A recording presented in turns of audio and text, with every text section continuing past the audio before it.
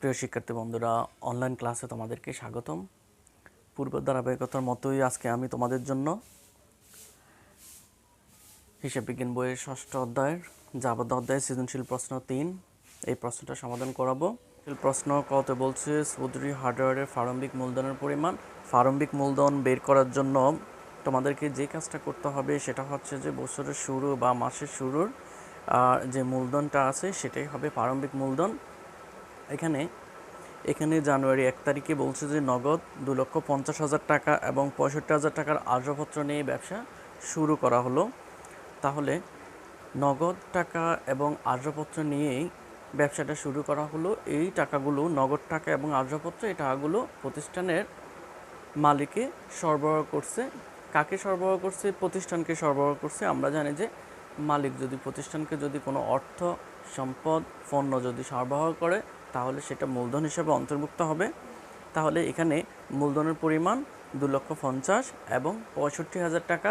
তাহলে টোটাল মূলধন হবে 3,15,000 টাকা। আমরা এটা একটি চকের মাধ্যমে এখন বোর্ডে উপস্থাপন করব। চলো দেখি।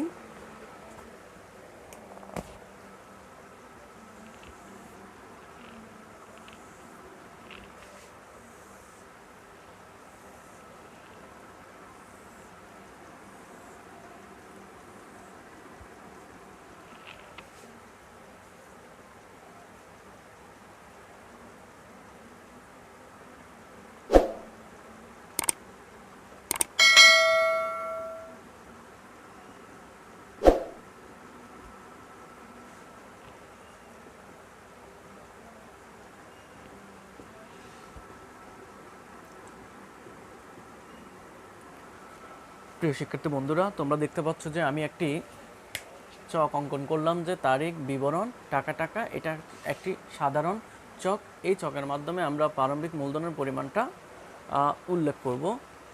প্রথমে তারিখ হচ্ছে যে 2017 সালের জানুয়ারি 1। এখানে বলছে নগদ হচ্ছে 2,50,000 টাকা।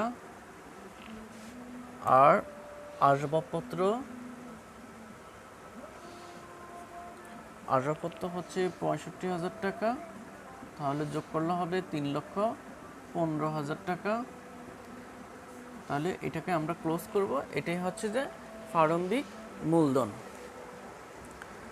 আশা করি তোমরা বুঝতে পারছো যে প্রশ্নটা কিভাবে সলিউশন করতে হয়। এবার আসো আমরা সৃজনশীল প্রশ্ন খটা ফলো করি। 5 তারিখের লেনদেন অবলম্বনে একটি চালান তৈরি করো। তাহলে 5 তারিখে কি বলছে আমরা প্রশ্নটা যদি একটু পড়ি। জানুয়ারি 1, 5% বাট্টায় সুবর্ণা ট্রেডার্সের নিকট প্রতি ফুট 192 টাকা দরে 250 ফুট GI5 বিক্রয়, চালান নং 205 এবং প্যাকিং চার্জ 500 টাকা। চলো আমরা একটি চালান তৈরি করি।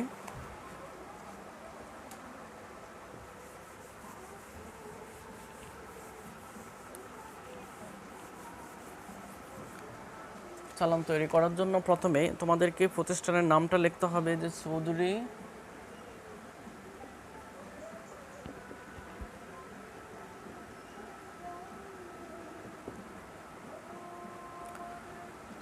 হার্ডওয়্যার এর চালান।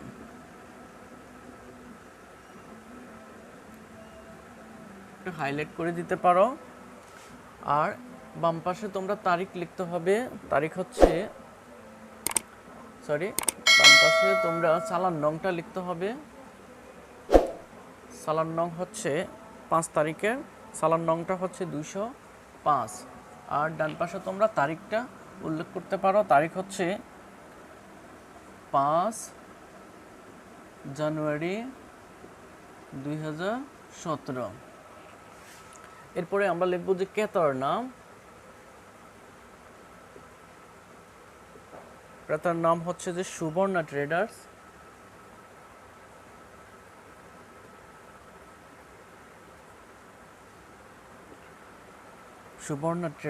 ঠিকানা এরপর লিখব,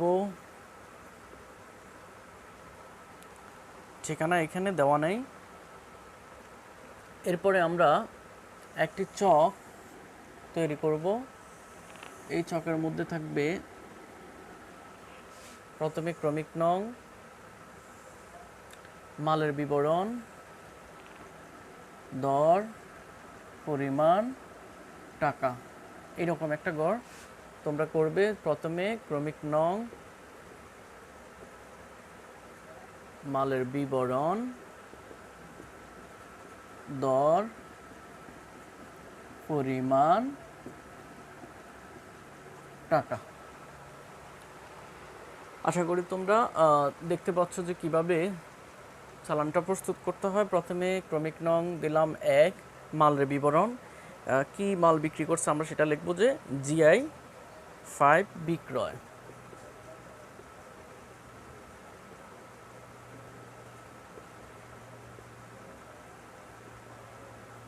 দর হচ্ছে যে 192 টাকা, পরিমাণ হচ্ছে 250।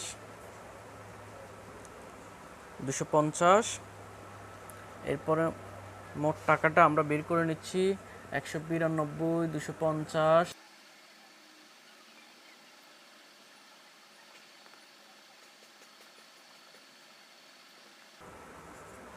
48,000। এরপরে আমরা এখানে কি আছে আর সেটা দেখব, যে এখান থেকে বাট্টা আছে, বাট্টাটা বাদ দিতে হবে, বাট্টা 5%, সেটা বাদ দিতে হবে।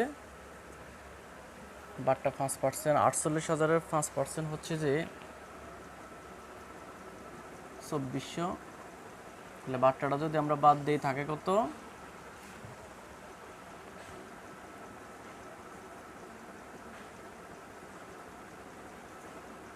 45,600। এরপরে আমরা যোগ করতে হবে, এখানে আছে প্যাকিং চার্জ, প্যাকিং চার্জ হচ্ছে 500 টাকা, এটা যোগ করলে হবে, এটা যোগ করলে হবে 46,100 টাকা।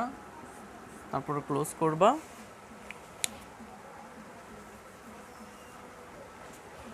এরপরে তোমরা নিচে কথায় লিখে দিবে যে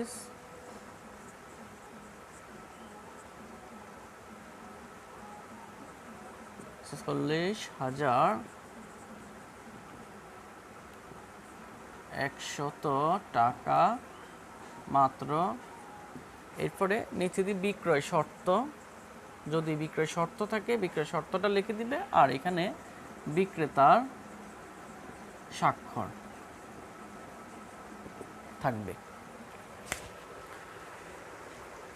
প্রিয় শিক্ষার্থী বন্ধুরা, তোমরা এখন সৃজনশীল প্রশ্ন খ প্রশ্নটা চালান কিভাবে প্রস্তুত করতে হয় দেখতে পাচ্ছ, যে এই প্রক্রিয়ার মাধ্যমে তোমরা অন্যান্য প্রশ্নের চালানগুলো প্রস্তুত করতে পারবে।